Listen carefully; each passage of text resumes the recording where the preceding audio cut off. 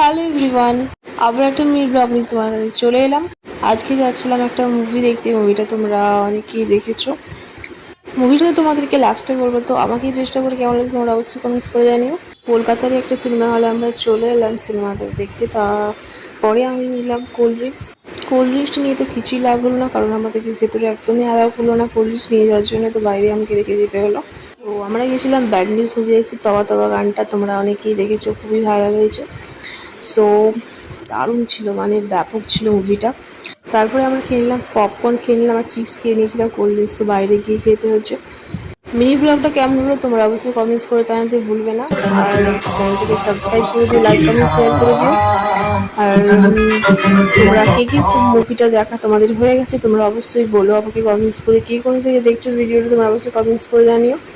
So এখানে ব্লগটা শেষ করছি, দেখা হচ্ছে নেক্সট ব্লগে। তোমরা কেমন লাগলো তোমাদের ব্লগ?